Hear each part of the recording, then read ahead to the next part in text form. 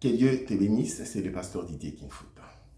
Aujourd'hui, nous sommes dans le livre de Genèse, chapitre 21, versets 14 à 19. L'histoire est celle d'Agar.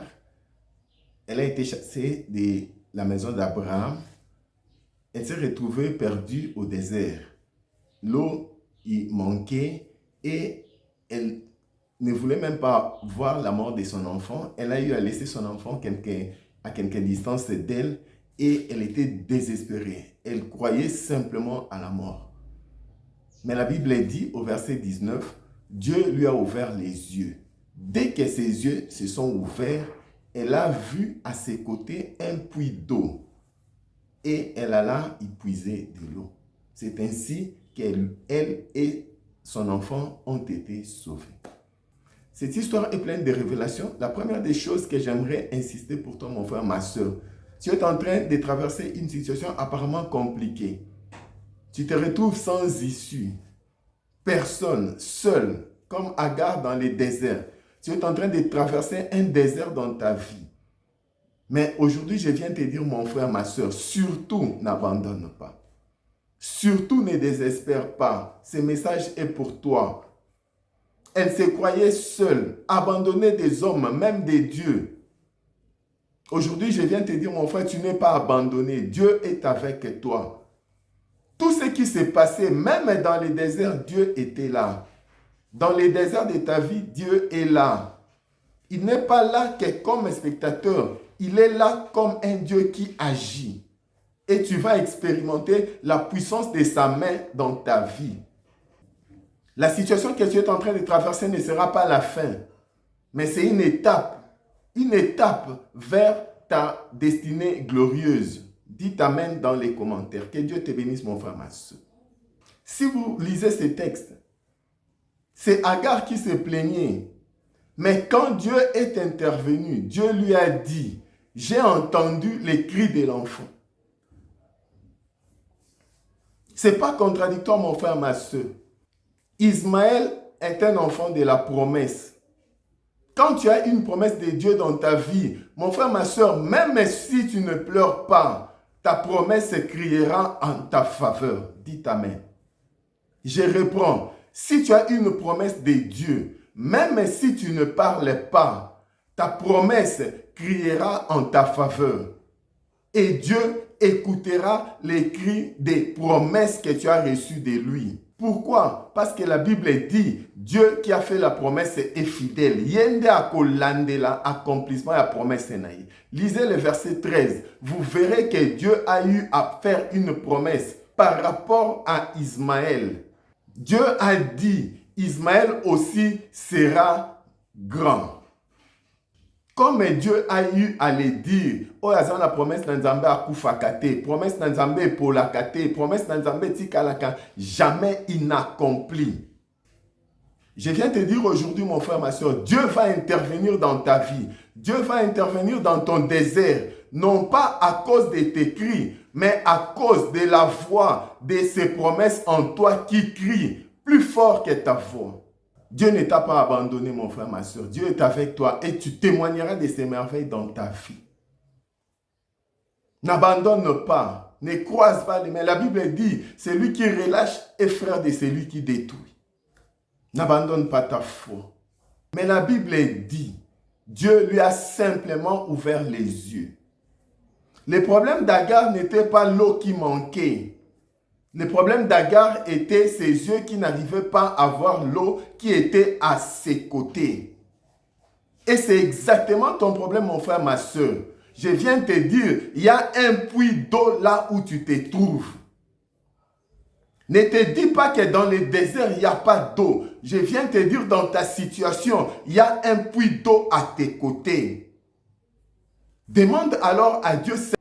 Demande à Dieu simplement de t'ouvrir tes yeux. Ton problème, mon frère, ma soeur, ne se résume qu'en une seule chose. Tes yeux ne voient pas. Tes yeux n'arrivent pas à voir ce que tu as besoin. Ne dis pas, j'ai pas les mariages, j'ai pas les mariages. Non. Tes yeux n'arrivent pas à voir les mariages qui se trouvent à tes côtés. J'ai un témoignage d'une sœur qui s'est approchée de moi. Elle a un âge avancé. Et elle m'a dit, j'ai prié beaucoup par rapport à mon mariage, ça n'arrivait pas. Mais depuis ces mois, je reçois des prophéties. Tout le monde me dit que mon mariage est maintenant là pour moi.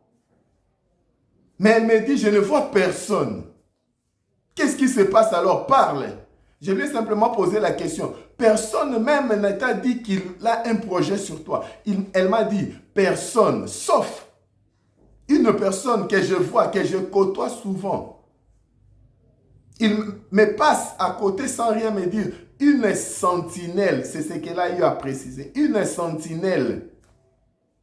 Apparemment, un homme fini, sans vie, sans avenir. C'est cet homme-là qui s'est approché d'elle et lui a dit, ma soeur, je t'aime énormément, énormément. La bombe, et elle lui a dit immédiatement, sans effet, sors de ma vie. Et quand elle me parlait de ça, c'était avec, elle était ferme. Elle m'a dit, Abima, quel est ton problème? Tu regardes plus les déserts au lieu de chercher à regarder ce que Dieu veut que tu vois. Lokola aza candidat ya taille na yote,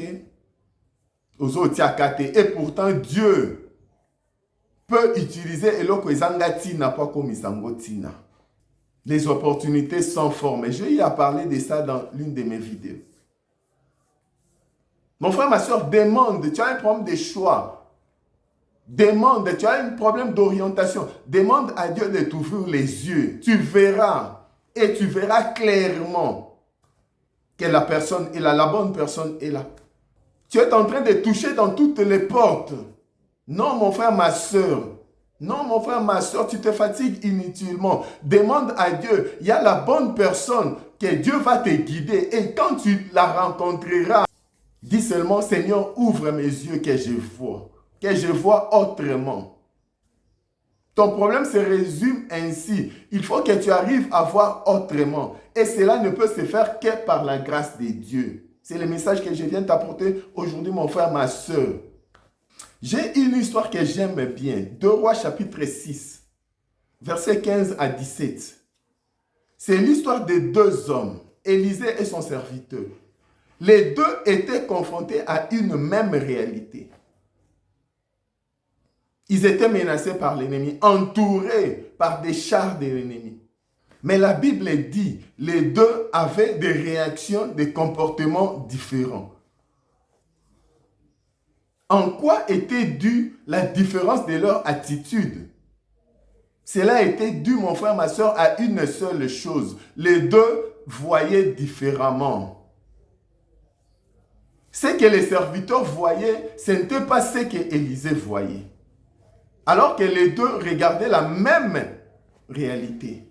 Tu as besoin de marcher avec confiance. Tu as besoin de marcher avec détermination, même dans les déserts. Mais tu as besoin que tes yeux soient ouverts. Et c'est ce que Élisée a eu à faire. Élisée, la Bible dit, Élisée a prié afin que Dieu ouvre les yeux de son serviteur.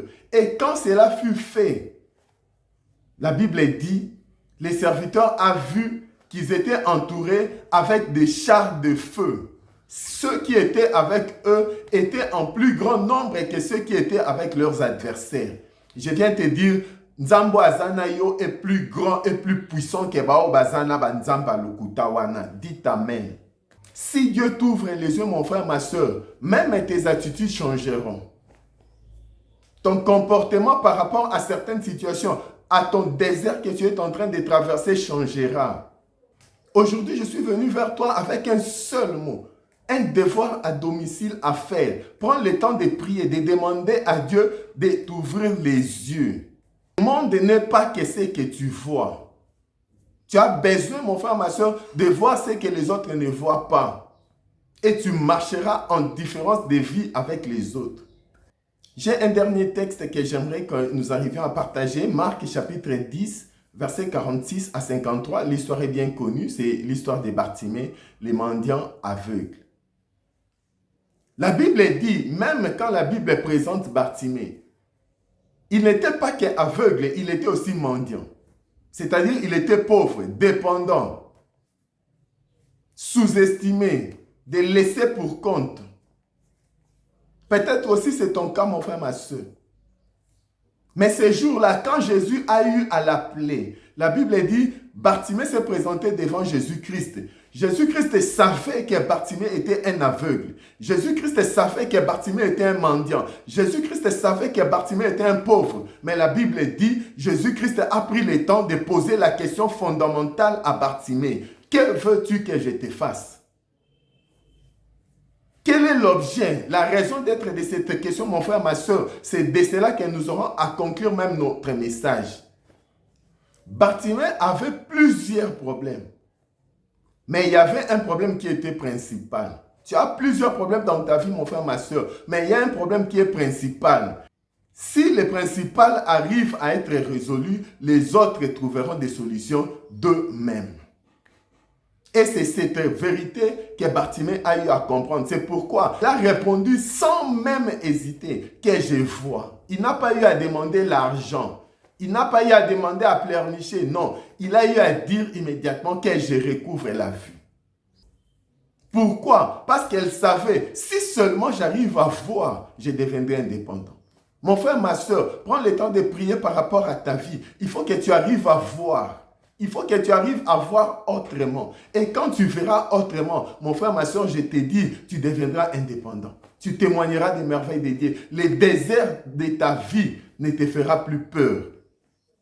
Puisque tu auras la force que donnent les yeux pour avancer avec victoire. Que Dieu te bénisse abondamment. Je t'invite une fois de plus, mon frère, ma soeur, à t'abonner. Vraiment, il y a un bouton ici en bas de la vidéo, on a écrit en noir s'abonner. Si c'est en noir, c'est que tu ne t'es pas encore abonné. Prends le temps de t'abonner, ça nous fera des biens. Mets un commentaire, pourquoi pas de liker et surtout de partager cette vidéo. Ça sera pour la gloire de notre Seigneur Jésus-Christ. Que Dieu te bénisse abondamment.